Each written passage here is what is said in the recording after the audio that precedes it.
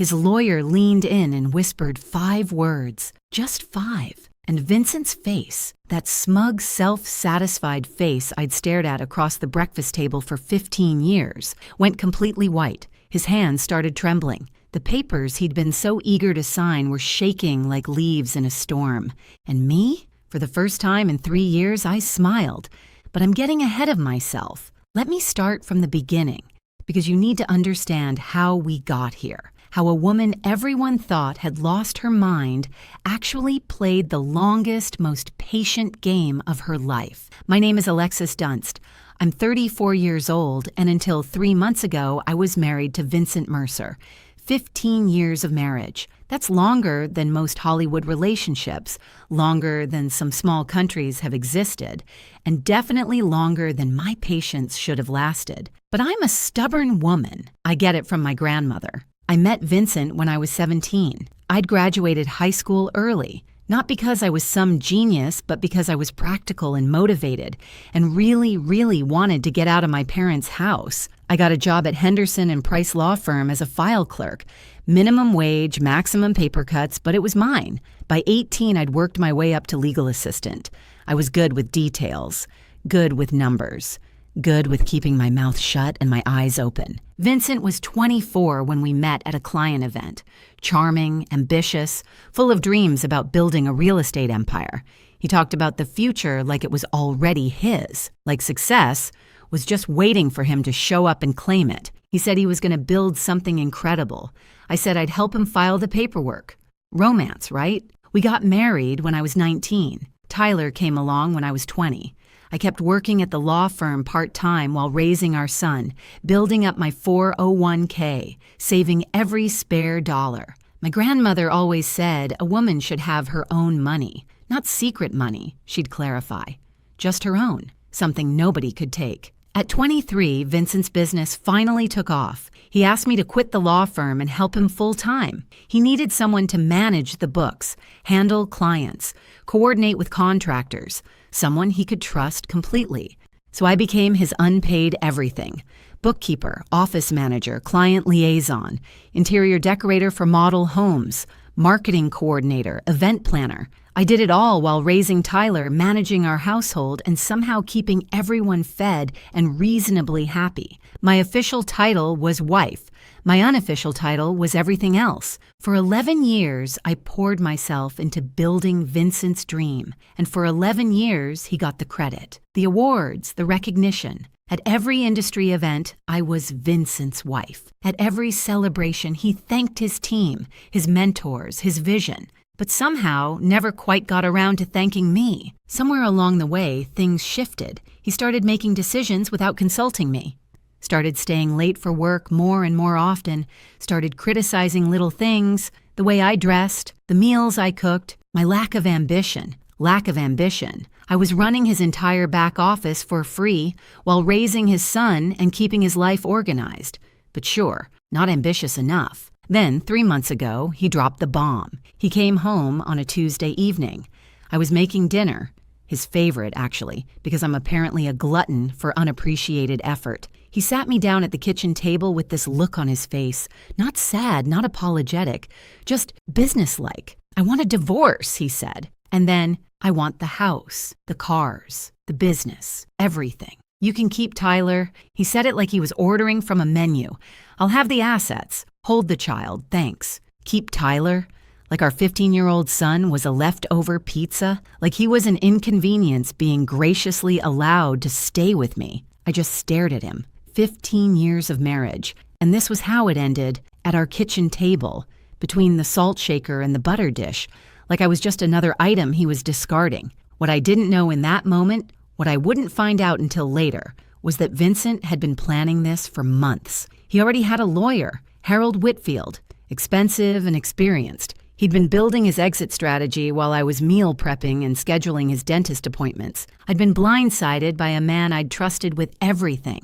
The next day, his mother showed up, Lorraine Mercer, a woman who had treated me like the help for 15 years, arrived with her perfectly styled hair and her perfectly practiced sympathy face. She patted my hand and told me I should have tried harder to keep him happy. "Men have needs, dear," she said. like she was explaining something complicated to a slow child. Lorraine's advice on marriage was always fascinating, considering her husband spent 7 days a week on the golf course specifically to avoid being in the same room as her. But sure, I was the problem. That first week was a blur. Vincent moved me to the guest room. He had documents drawn up, settlements proposed, timelines established. Everything was moving so fast, and I felt like I was drowning. Everyone saw a woman whose world had just collapsed, a wife being thrown away after 15 years of service, a victim who didn't see it coming. But here's the thing. What Vincent didn't know, what nobody knew, was that I'd found something 3 years ago, something buried in his own financial records, something he thought was hidden forever. And I'd been quietly, patiently preparing ever since. Before we continue, if you're enjoying this story, please hit that subscribe button and tell me in the comments where you're watching from and what time it is there. I read every single comment. Thank you. Back to the disaster. Within a week of the announcement, Vincent had completely taken control. The guest room became my permanent residence in what used to be our home. My closet shrank from a walk-in to 2 small sections he graciously allowed me to keep. The message was clear. This isn't your house anymore. Within 2 weeks, he started bringing her around. Brittany Sawyer, 27 years old, worked at his company. Of course she did. She had that Instagram perfect look. Blonde highlights, perfect nails, yoga pants that cost more than my weekly groceries. She walked into my kitchen like she owned it, wore my apron, my grandmother's apron, while making smoothies in my blender. She was younger than my marriage, younger than my favorite handbag, but she made amazing smoothies, so I guess that's something. Vincent paraded her around like a trophy. They'd sit on my couch, watch my television, eat off my plates. He'd put his arm around her right in front of me, like I was furniture, like I'd already disappeared. The humiliation escalated daily. First, he canceled my personal credit card.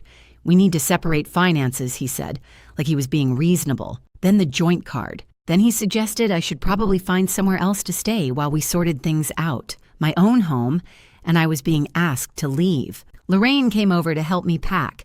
And by help, I mean she went through my belongings and decided what I deserved to keep. Old clothes, fine. Family photos, some of them. My grandmother's recipe box? She hesitated on that one, like she was considering claiming it for herself. What I was not allowed to take. Any jewelry Vincent had bought me over 15 years. Any furniture I'd picked out. Anything of value. Those were marital assets, Lorraine explained, and Vincent was entitled to them.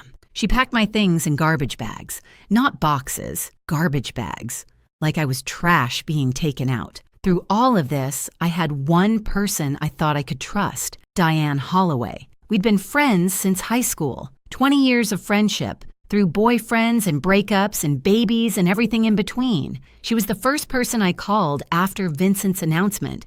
She was so supportive, always checking in, always asking how I was holding up, always ready to listen. She'd come over with wine and let me cry on her shoulder. She told me I deserved better. She told me Vincent was making a huge mistake. But something felt off. Little things at first. Vincent seemed to know my plans before I made them. When I mentioned to Diane that I was thinking about fighting for the house, Tyler came home the next day saying Dad told him it wouldn't work. When I told Diane I was looking at apartments in a specific neighborhood, Vincent made a comment about that exact area being too expensive for me. Then it clicked. Looking back, I should have seen it years ago. The way Diane always lit up when Vincent walked into the room. The way she'd compliment him just a little too much, laugh at his jokes just a little too hard. She always asked about him first whenever we talked. How's Vincent? How's the business? Is Vincent happy? She'd been carrying a torch for my husband for 15 years. And Vincent, because he collected admirers like some people collect stamps, knew exactly how to use it. He made her feel special, important, not like other women. He probably implied they'd get together after the divorce, gave her just enough hope to keep her loyal. My best friend was his spy. 20 years of friendship sold out for some flirting and empty promises. At least charge more, Diane. But the worst part wasn't Vincent, wasn't Lorraine, wasn't even Diane. The worst part was Tyler. My son saw everything. The girlfriend, the grandmother packing my bags, the way his father looked at me like I was nothing, and Vincent was working on him, dripping poison in his ear day after day. Your mom is making this difficult. I just want everyone to be happy. She's the one dragging this out. I'm trying to be fair, but she won't cooperate. Tyler started pulling away from me. Not angry, exactly, just distant, confused. He didn't know who to believe, and his father was very, very convincing. I could lose the house, I could lose the money, I could lose everything I'd spent 15 years building. But watching my son look at me like I was the problem, that was the knife. That was the wound that actually bled. I hired a lawyer. Nina Castellano, recommended by my old firm. 52 years old, sharp as a razor, absolutely no tolerance for nonsense. She reviewed my situation and laid out the battle plan. You helped build this business, she said. You're entitled to half of everything. The house, the company, the accounts. We fight. I looked at her for a long moment. What if I don't want to fight? Nina stared at me like I'd started speaking another language, like I'd suggested we send Vincent a thank you card and a fruit basket. She thought I was broken, depressed, too beaten down to stand up for myself. She had no idea. I moved into a small apartment with Tyler, 2 bedrooms, 1 bathroom, a kitchen the size of my old pantry. Half our boxes didn't even fit. They sat stacked in the corner of Tyler's room, like a monument to how far we'd fallen. Meanwhile, Vincent posted photos with Brittany. New chapter, new energy, blessed, he wrote. Lorraine commented underneath, so happy for you, sweetheart. You deserve joy. My sister called, furious. You need a shark lawyer. Take him for everything he's worth. Everyone had advice. Everyone thought they knew what I should do. Everyone saw a woman who'd given up, who couldn't fight, who was letting her husband walk all over her. Everyone was wrong. Here's the thing about being underestimated. People stop watching you. They stop being careful around you.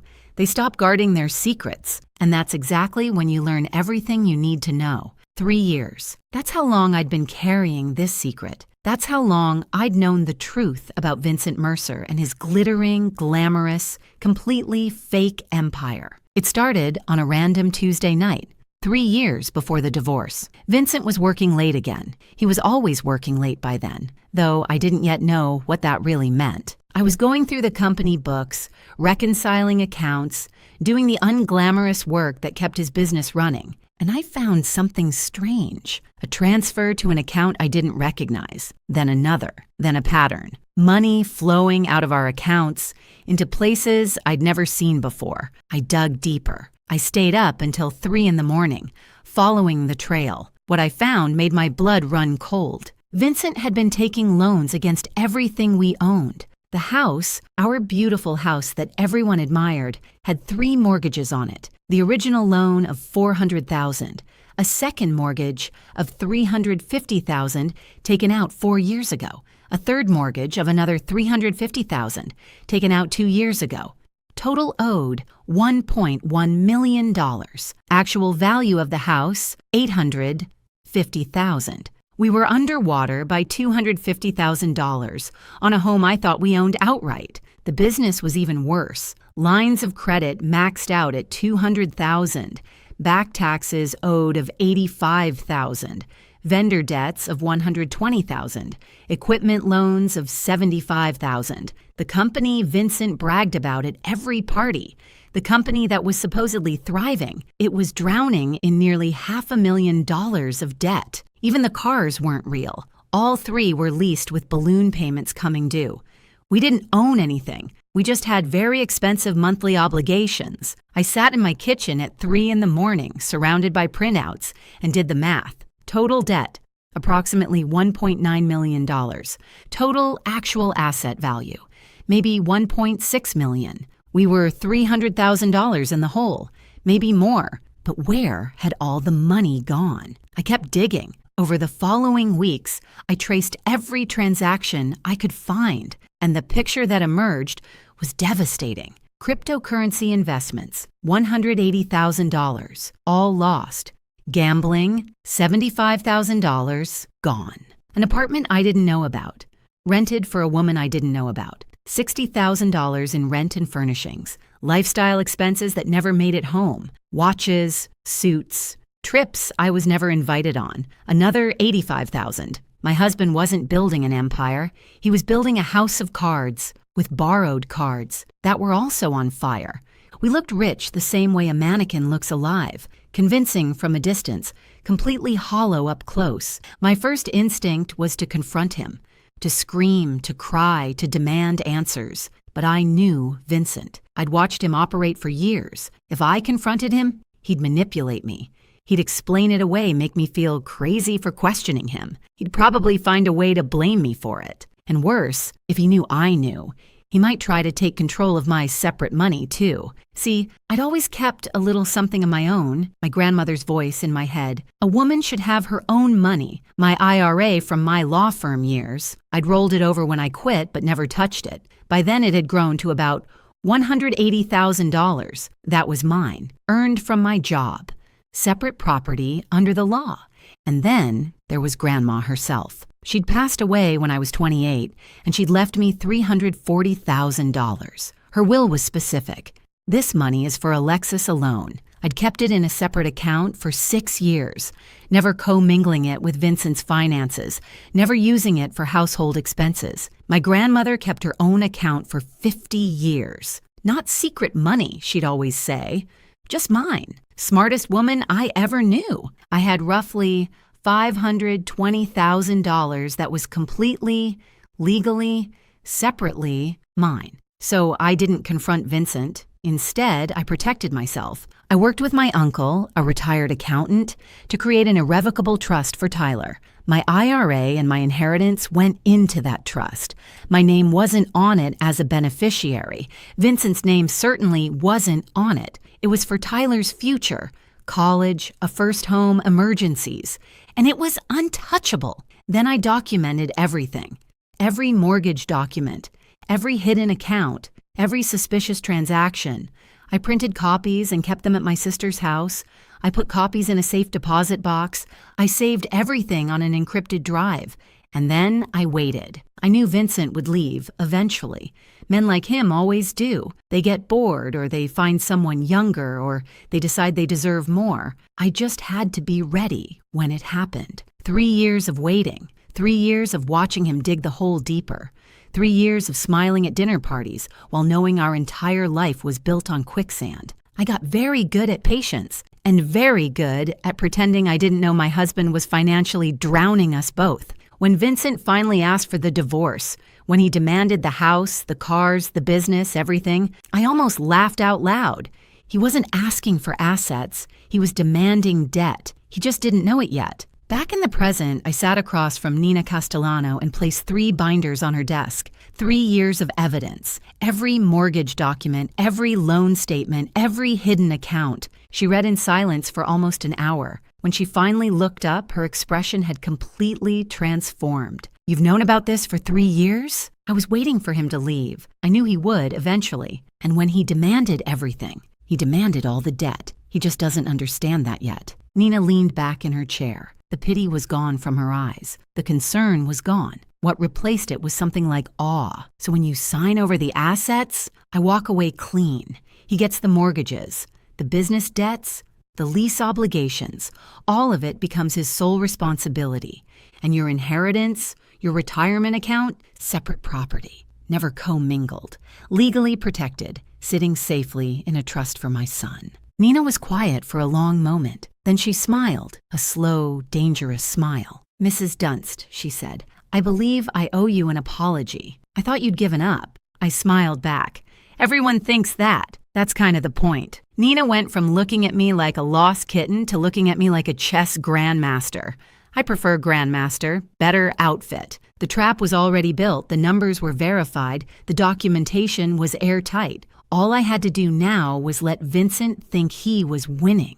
And nobody does gracious loser better than a woman who's been practicing for 15 years. The next 3 months were a masterclass in acting. I became exactly what everyone expected me to be: broken, defeated, barely holding on. I showed up to mediation sessions with red eyes and trembling hands. I spoke softly, hesitantly, like a woman who'd lost all her confidence. I asked for so little that even the mediator seemed uncomfortable. "I just want enough to start over," I said during our second mediation. "I'm not trying to be difficult. I know the business is his life's work.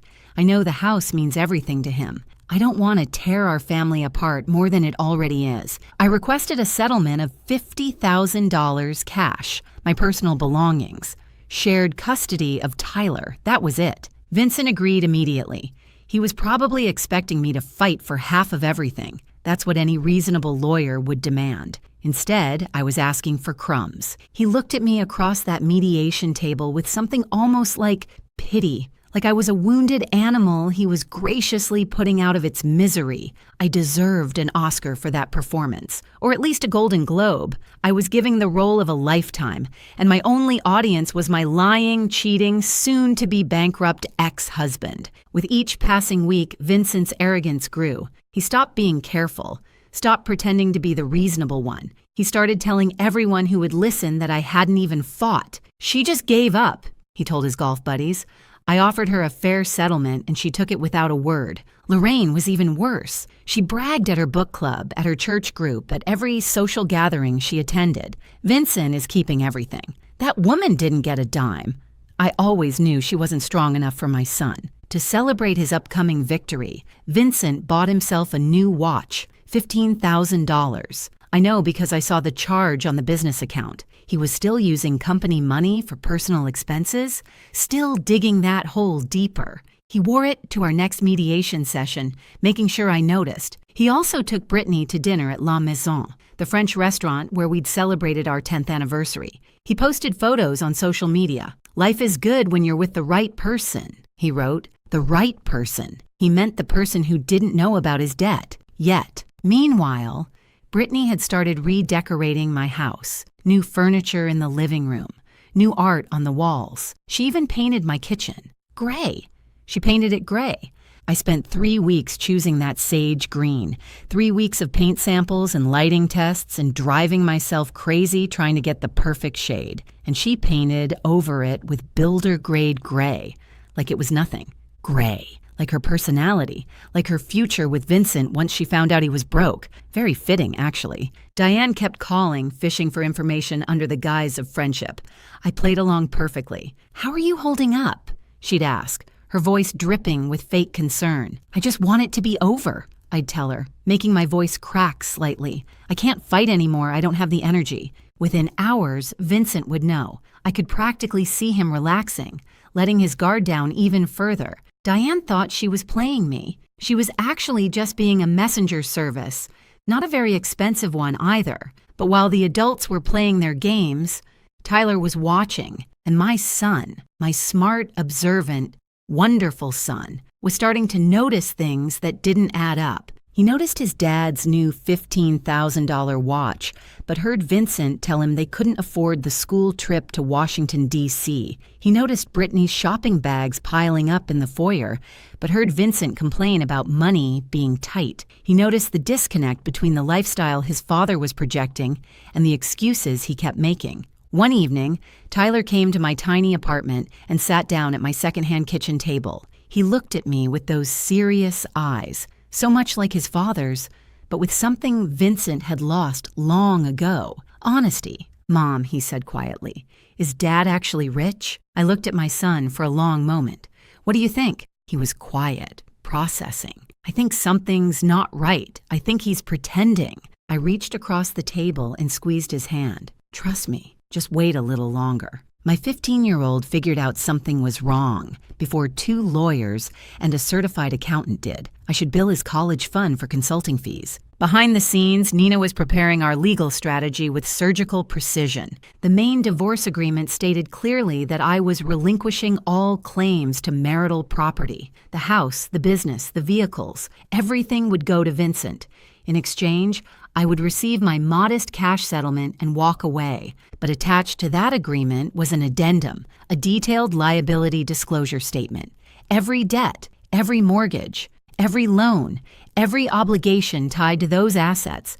When Vincent signed for all assets, he would be legally assuming all liabilities. The mortgages would become his sole responsibility. The business debts would transfer entirely to him. The lease obligations on the cars would be his problem alone. It was all there in black and white. Legal, proper, devastating. Legal documents are like poetry, Nina told me.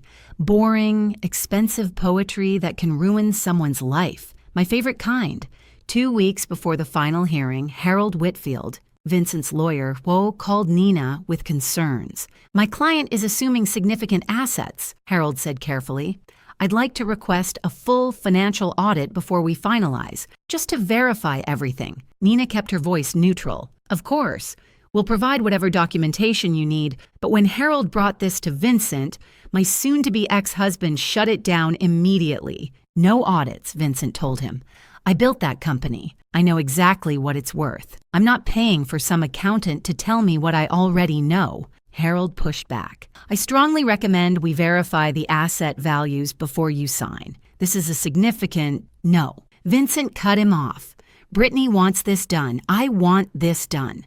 No more delays. Harold had been practicing law for over 30 years. He knew when a client was about to make a mistake. He also knew he couldn't force someone to take his advice. He presented Vincent with a waiver, a document acknowledging that Harold had recommended an independent financial review and that Vincent was declining against counsel's advice. Vincent signed it without reading it, just like he'd sign everything else without reading it. Never underestimate the power of an impatient girlfriend to make a man skip the fine print. Brittany was worth millions to me, in legal strategy anyway. The night before the hearing, Vincent sent me a text message. Thank you for not making this ugly. I stared at that message for a long time. 15 years of marriage. 15 years of building his business, raising his son, managing his life. And he was thanking me for not making things difficult for him while he threw me away. I typed back, I just want what's best for Tyler. What was best for Tyler? His trust fund, his future secured, and a father who was about to learn the most expensive lesson of his life. Nina called me that evening. Thursday at 9 a.m. Final hearing. Judge Patricia Holden. Are you ready? I looked around my small apartment. The secondhand furniture, the boxes still unpacked in the corner, the tiny kitchen I'd painted sage green because it reminded me of hope. I'd been ready for 3 years. 3 years of waiting, and it was finally here. I felt like a kid on Christmas morning. If Christmas morning involved divorce court and financial revenge, Thursday morning, 9 a.m. Vincent would walk into that courtroom expecting to collect his prize. He had no idea he was about to inherit a financial avalanche, one he'd signed for himself, and the best part? He'd asked for it, in writing, with witnesses. If you've made it this far, you already know something satisfying is coming. Hit that like button if you're ready for Vincent to get what he deserves. And if you haven't subscribed yet, what are you waiting for? I've got more stories where this came from. Trust me. Now let's finish this. Thursday, April 17th, 9 a.m., courtroom 4B. I remember every detail of that morning, the way the sunlight came through the tall windows, the smell of old wood and floor polish, the quiet murmur of lawyers shuffling papers. This was where 15 years of marriage would officially end, and where 3 years of patience would finally pay off. Vincent arrived first, of course. He was wearing his best suit, the charcoal Armani I'd helped him pick out for a client dinner 3 years ago. His new watch caught the light as he shook hands with Harold. He looked confident, relaxed, like a man about to close a very favorable deal. Brittany was waiting in the hallway. She wasn't allowed in the courtroom, but she wanted to be there for moral support. I caught a glimpse of her through the door. Perfect makeup, designer bag, scrolling through her phone like this was just another boring appointment. Lorraine was there, too, sitting in the gallery. She dressed up for the occasion, probably planning to take Vincent to a celebratory lunch afterward. She looked at me when I walked in and gave me this little smile, the kind you give someone you've already beaten. I arrived a few minutes after Vincent. Simple navy dress, no jewelry, hair pulled back in a low bun. I looked tired, defeated, like a woman who had nothing left to fight for. Perfect. I looked like someone who'd given up on life and fashion simultaneously. Very convincing. I should really teach acting classes. Judge Patricia Holden entered, and everyone rose. She was in her early 60s, silver hair, reading glasses perched on her nose. 30 years on the family court bench. She'd seen every trick, every manipulation, every lie that divorcing couples could throw at each other. Nothing surprised her anymore. She reviewed the case file briefly, then looked up. Mercer versus Mercer. Final dissolution hearing. I understand the parties have reached an agreement? Harold stood first. Yes, Your Honor. My client, Vincent Mercer, is assuming all marital assets, including the family residence, the real estate development business, and all associated vehicles. In exchange, Mrs. Dunst receives a cash settlement of $50,000. Nina rose beside me. That's correct, Your Honor. My client agrees to relinquish all claims to these assets and accepts the proposed settlement terms. Judge Holden's eyes moved to me. She studied my face for a moment, looking for signs of coercion, I imagine, signs that I was being pressured into a bad deal. Mrs. Dunst, she said, I need to confirm that you understand what you're agreeing to today. You're giving up your claim to substantial property, the family home, the business you helped build. Are you certain this is what you want? I kept my voice soft, slightly unsteady. Yes, Your Honor. I understand. And you're entering this agreement voluntarily?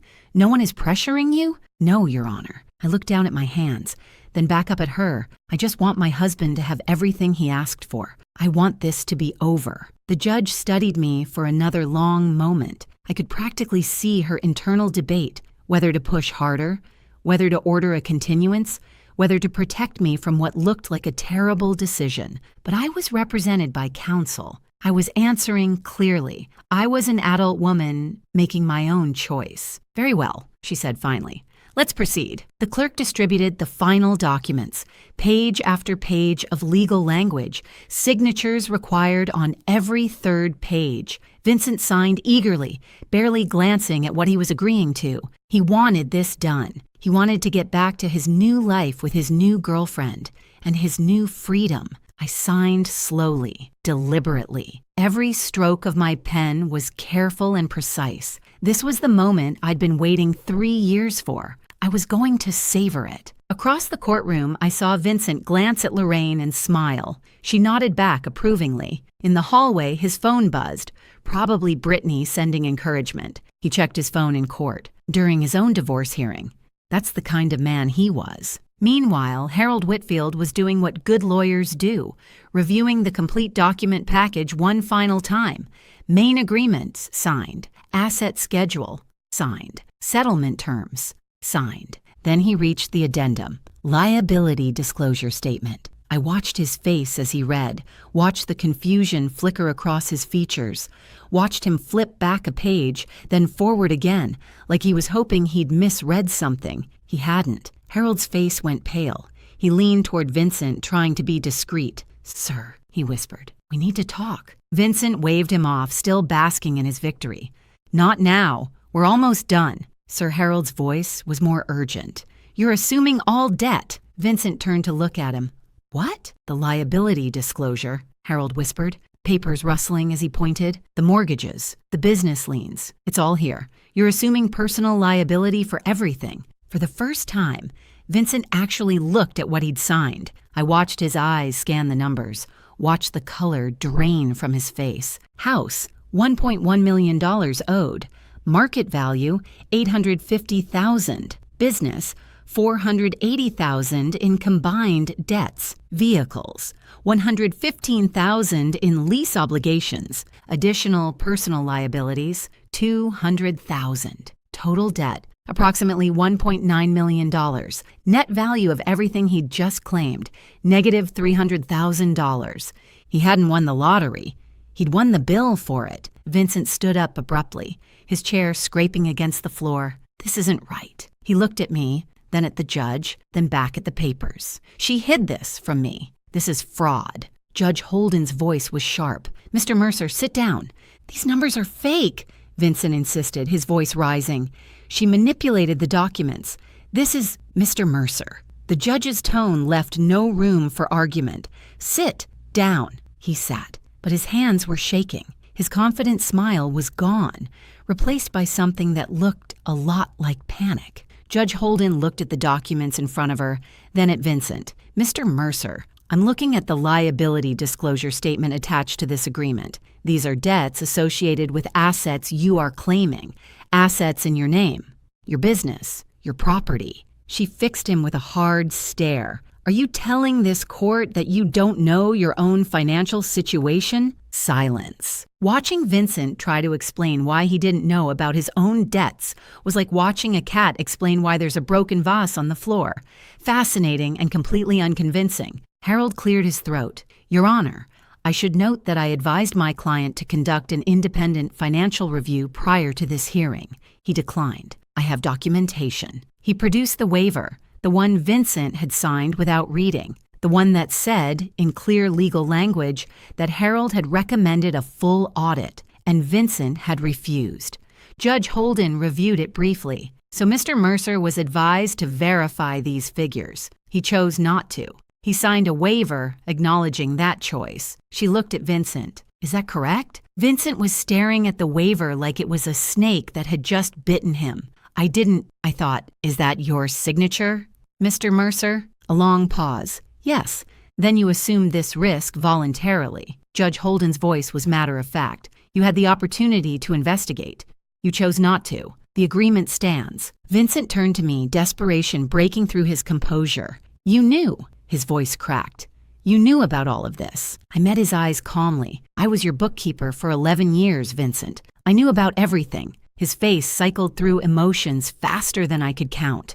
Confusion, rage, betrayal, fear, and finally, the one I'd been waiting for, realization, the understanding that he'd done this to himself. I want to withdraw the agreement, Vincent said, turning back to the judge. I didn't understand what I was signing. This isn't fair. Judge Holden shook her head. Mr. Mercer, you signed documents before this court stating you understood and agreed to all terms. You were represented by competent counsel. You declined additional review. Your wife did not hide anything. These are your debts, your mortgages, your obligations. She paused. The agreement is final. The gavel came down. Mrs. Dunst, you have your settlement. Mr. Mercer, you have the assets as agreed, along with all associated liabilities. This marriage is dissolved. I stood, smoothed my dress, picked up my purse. Then I looked at Vincent one last time. He was slumped in his chair, papers scattered in front of him, his whole world collapsing around him. You said you wanted everything except Tyler, I said quietly. I gave you exactly what you asked for. I walked out of that courtroom without looking back. In the hallway, I could hear Vincent's voice rising, yelling at Harold, demanding to know how this happened, threatening lawsuits. Harold's calm responses. I told you to get an audit. I have it in writing. You refused. Through the glass doors, I saw Brittany's face change as she listened, saw her look at Vincent, really look at him, and see something other than the successful businessman she'd thought she was getting. She was gone before I reached the elevator, moving fast, heels clicking on the marble floor, not looking back.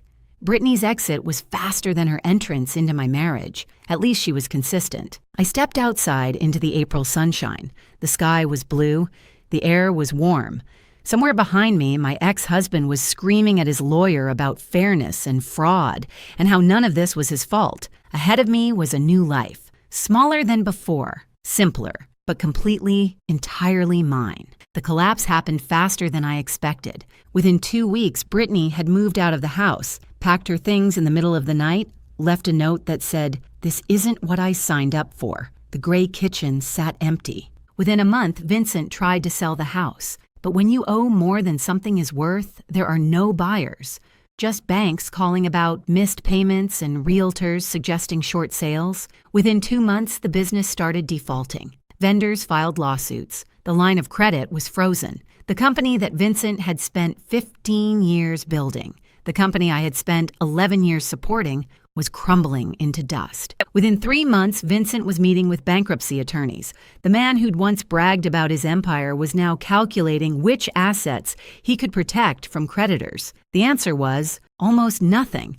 Lorraine's perfect son was calling family members asking for loans, showing up at relatives' houses with excuses and explanations. Nobody knew about the debt. Alexis must have hidden it somehow. I was tricked. But the documents told a different story. The mortgages were in his name. The loans were in his name. the gambling debts, the crypto losses, the secret apartment, all his choices, all his signatures. I heard that Lorraine's Christmas newsletter that year was very short. Vincent is exploring new opportunities. Yes, opportunities in debt restructuring. The parallel conflicts resolve themselves with a kind of poetic symmetry. Diane called me about a week after the hearing. Her voice was shaking. I had no idea things were this bad. I'm so sorry, Alexis. I never meant for... I thought Vincent and I didn't answer, didn't respond, didn't give her the closure she was looking for. Some bridges aren't meant to be repaired. Some friendships don't deserve a second chance. 20 years of history betrayed for a wink and empty promises from a man who used everyone around him. She tried calling 3 more times. Then she stopped. I imagine she's still waiting for Vincent to notice her. She'll be waiting a long time. Lorraine tried a different approach, going through Tyler. Tell your mother I didn't know about the money problems. Tell her I'm sorry for how I treated her. Tell her I want to talk. Tyler looked at his grandmother, the woman who'd packed his mother's belongings in garbage bags, who'd called his mother worthless, who'd sided with his father without a single question, and said, Mom's busy building her life. She doesn't have time for excuses.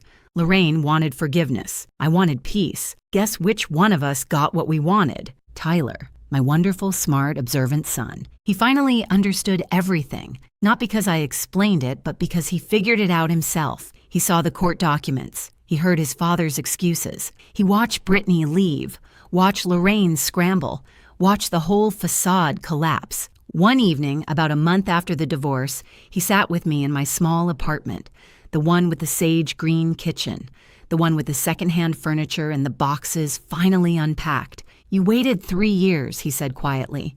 You knew this whole time and you just waited. I wanted to make sure you were protected, I told him. Whatever happened between your father and me, I needed to know you'd be okay. The trust fund, $520,000 safe and untouchable. He was quiet for a moment. Then he hugged me, really hugged me. The kind of hug I hadn't gotten from my 15-year-old son in months. The kind that said, I understand. The kind that said, I'm proud of you. 15-year-old boys don't usually hug their mothers voluntarily. I knew I'd done something right. My $50,000 settlement went toward getting established. First month's rent, security deposit, basic furniture that wasn't falling apart. It wasn't luxury, but it was stability. The trust fund stayed exactly where it was. Tyler's future, college, maybe a first home someday, a safety net that nobody could take from him.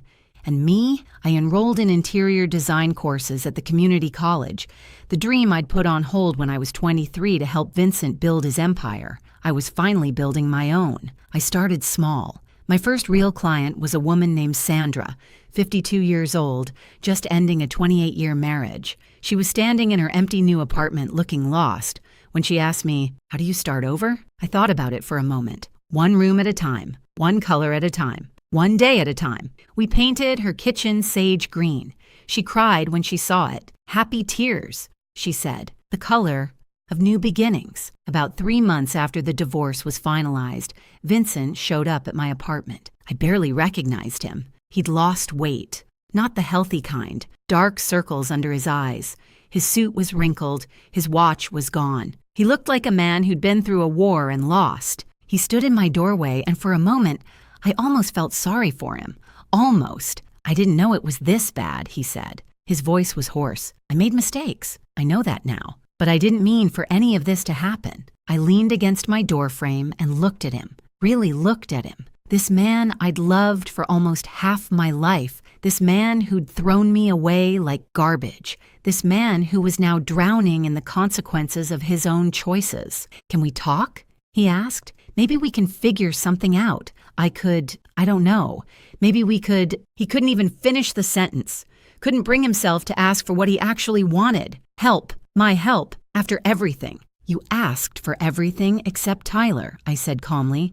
You got exactly what you wanted. Alexis, please. Goodbye, Vincent. I closed the door. He stood in the hallway for 10 minutes. I know because I watched through the peephole while eating ice cream. Best show I'd ever seen. 5 stars. Would watch again. That evening, after Tyler went to bed, I sat in my small living room and looked at my grandmother's photo on the shelf. The recipe box was next to it. The one thing Lorraine had almost taken. The one thing that mattered most. "You were right about everything, Grandma," I said quietly. "Keep your own money. Know your worth. And never let anyone make you feel small." The apartment was quiet, small. Nothing like the house I'd lived in for 15 years, but it was mine. Every paint color, every piece of furniture, every decision, mine. And for the first time in longer than I could remember, I was free. Thank you so much for watching. More of my most gripping stories are already on your screen. Click one now and don't miss the best part. You will love it. See you in the next story.